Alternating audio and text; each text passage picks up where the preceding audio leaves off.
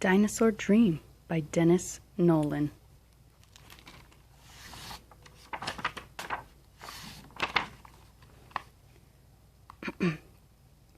Wilbur climbed into bed and opened his favorite book, Through the Ages. He turned the pages back through time, past ancient cities, past the Great Ice Age, and the Tertiary period when giant mammals roamed across the plains, and past the Cretaceous period when Tyrannosaurus rex prowled. At last he found what he was looking for, a picture of a long-necked dinosaur nibbling at the top of a tree. Apatosaurus, also known as Brontosaurus, he read, from the Jurassic period, over 140 million years ago. He studied the picture until his eyelids grew heavy, and he turned out his light. Then came a tapping at his window. Softly he crept across the floor and stared into the black night. A pair of bright red eyes stared back, and Wilbur jumped away in fright.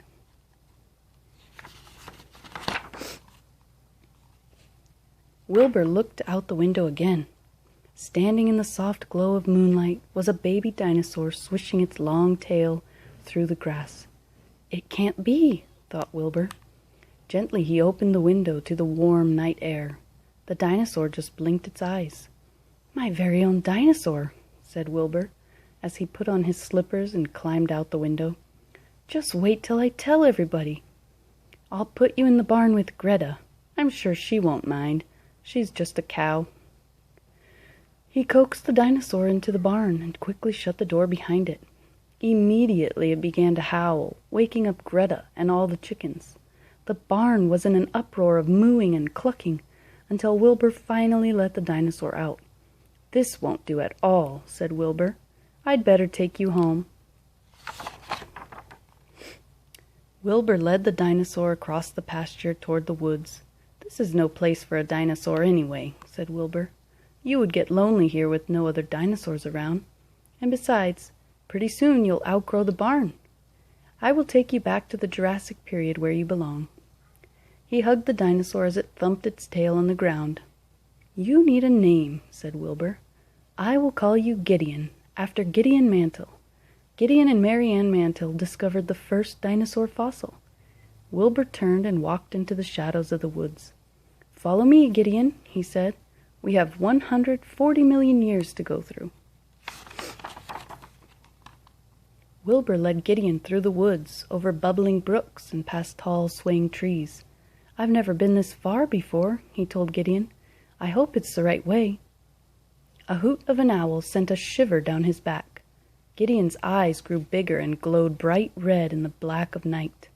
With another shiver, Wilbur realized it was beginning to snow. "But this is summer," Wilbur said. "It's not supposed to snow. We must be going back through time." Soon they were trudging through snow up to their knees. Gideon whined as the night grew colder, and they struggled to the end of the woods. The sun was just beginning to rise when Wilbur and Gideon reached the edge of a giant glacier. They stood motionless as a herd of huge, shaggy animals moved slowly through the heavy snow. "Gideon," whispered Wilbur, "those are woolly mammoths. This must be the Ice Age." Gideon snorted. A mammoth stepped forward and swung its tusks into the air. It sent a long, trumpeting noise echoing through the valley. Gideon squealed, but Wilbur grabbed him around the neck before he had time to run off. The mammoth turned and led the rest of the herd quietly away. "Come on, Gideon, we'd better be going now, too," said Wilbur. "We're back a long way, but not far enough." They marched out across the glacier as icy winds whipped about them. Gideon ran from the wind and tried to hide among the boulders, only to find a hungry saber-toothed cat clawing at the ground and flashing its long, sharp fangs. "Here, Gideon, quick!" cried Wilbur. They scampered up the rocks to safety. "Next time, stay with me, Gideon," said Wilbur. Gideon's teeth chattered as he trembled more from fear than from cold. "Don't worry," said Wilbur, petting Gideon. "Soon we'll be out of the Ice Age and into the Tertiary period. At least it will be warmer there. "I just hope we're still going the right way," he muttered to himself as they headed for the high mountains. It was not long before Wilbur and Gideon left the Ice Age far behind. Brightly colored birds sang and huge black butterflies fluttered overhead. The day was growing hotter as they climbed higher into the mountains. Finally, Gideon stopped by an icy stream and drank from the clear water while Wilbur looked for a shady spot to rest. "We've been walking for hours," he said, "and we haven't found anything yet. This must be the wrong way." He was almost ready to turn back when a tiny horse-like animal scampered up the mountainside in front of him. "Look, Gideon," he cried, "a mesohippus from 50 million years ago. We're in the Tertiary period at last. This is the right way." Gideon squealed with delight and chased the mesohippus up the rocks. "Not so fast, Gideon," Wilbur hollered after him. Gideon ran back to Wilbur, licked his cheek, and together they walked up the mountain. The sun beat down as they stood on the mountaintop and gazed out at the land below them. Mighty volcanoes rumbled, sending rivers of sizzling lava down their sides. Pools of hot mud bubbled angrily, and steam rose from the cracks in the earth. Gideon paced about nervously. "Come here, Gideon, look!" Wilbur pointed to the giant winged reptiles floating silently in the warm breeze. "Those are pteranodons. That means we're in the Cretaceous period." "It can't be far now," said Wilbur. Gideon sniffed the hot air. A steep path led straight down the mountain. "Climbing down might not be so easy, though," said Wilbur, examining Gideon's clumsy-looking feet. "You'd better stay close behind me." Step by step, they slowly inched their way down the rocks toward the thundering volcanoes. Gideon and Wilbur followed the winding path down the mountain. Far ahead lay a wide green valley dotted with shimmering lakes. "Maybe that's the Jurassic period down there," said Wilbur. Then he saw some triceratops sleeping peacefully in the sun. "Oh, Gideon," he whispered, "I have to get a closer look." But Gideon would not leave the path. "They won't hurt you. They're asleep," said Wilbur, and finally convinced Gideon to follow. They crept slowly toward the gigantic horned dinosaurs. One opened a sleepy eye and suddenly rose to its feet.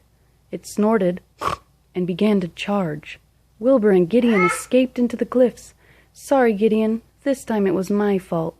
"Well, we're safe now," said Wilbur as they rested on a rocky ledge. All at once the earth shook, and the mountains echoed with a terrifying roar. Gideon looked and shuddered at the sight. A monstrous Tyrannosaurus Rex was leaping across the rocks towards them. It swished its long tail in the air and chomped its heavy jaws. "Faster, Gideon!" yelled Wilbur, as they ran from the enormous dinosaur. The Tyrannosaurus was nearly upon them when they came to a swift river that bounced wildly around sharp boulders. There was nothing left to do. Wilbur grabbed Gideon and jumped into the cold water. They were swept away by the churning rapids while the fearsome Tyrannosaurus pawed angrily at the banks of the river. Hanging on tightly to Gideon's neck, Wilbur kicked against the strong current, but it was no use. They were pulled to the edge of a high waterfall.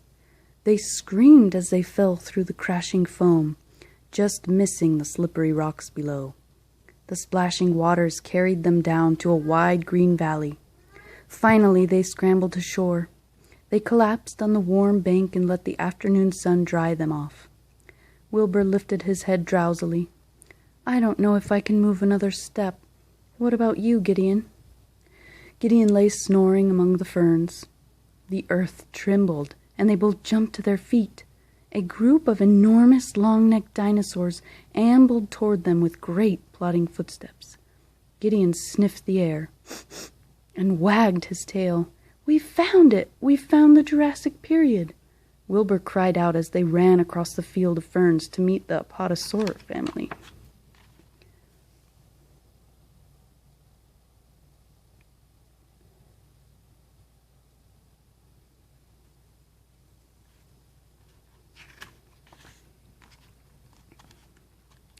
Wilbur and Gideon spent the rest of the afternoon happily wandering across the valley with Gideon's family.